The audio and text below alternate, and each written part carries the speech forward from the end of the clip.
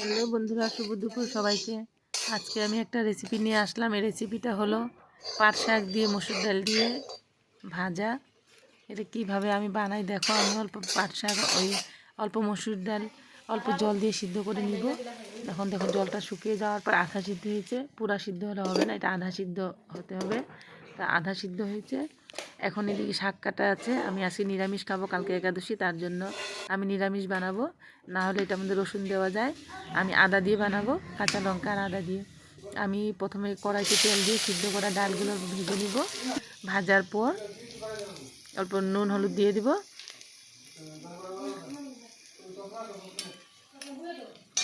নুন হলুদ দিয়ে তারপর অল্প ভেজে নিব। ভেজে আমি উঠিয়ে রাখবো ডালটা।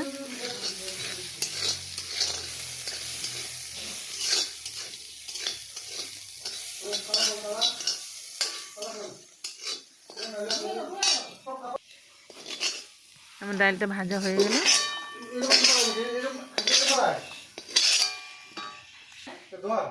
তারপরে আমি কড়াইতে আবার তেল দিয়ে দিলাম। তেল দেওয়ার পর আমি এখানে দিয়ে দিব শুকনা লঙ্কা আর আদা।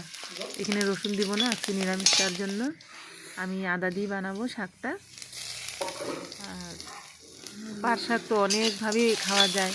কাঁঠালগুটি দিয়ে ঝোলও খাওয়া যায়, কাঁঠালগুটি দিয়ে শাক খাওয়া যায়, জল দিয়ে ঘি দিয়েও খাওয়া যায়, অনেক কিছু অনেক রকমই খাওয়া যায়। কিন্তু এই শাকটা অল্প আলাদা রকম। আর যে শাকটা দিয়ে দিলাম, শাকটা এখন ভাজা হবে হলুদ লবণ দিয়ে। শাকটা ভাজা হতে হতে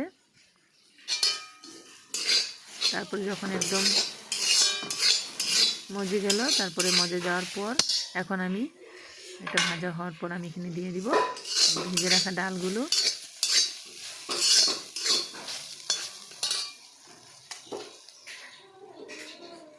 এই যে সিদ্ধ ডাল ভেজে রাখা, এই ডালগুলি দিয়ে দিব। তারপরে একসাথে মিক্স করে আমি অল্প টাইম ভাজবো। ভাজার পরে আমার রেসিপিটা কমপ্লিট। তোমাদের কেমন লাগলো তোমরা এইভাবে বানিয়ে খেয়ে দেখো, খুব টেস্ট হয়। আর ভালো লাগলে লাইক করবে, কমেন্ট করবে।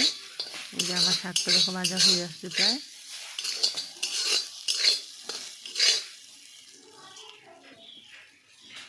এই শাকটা তো অল্প তেল বেশি দিতে হয়।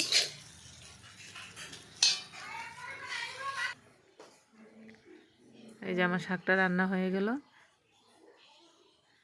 বাই, সবাই ভালো থেকো। সবাই দুপুরে রান্না নিয়ে বিজি। তোমরা পরে ভিডিওটা দেখবে।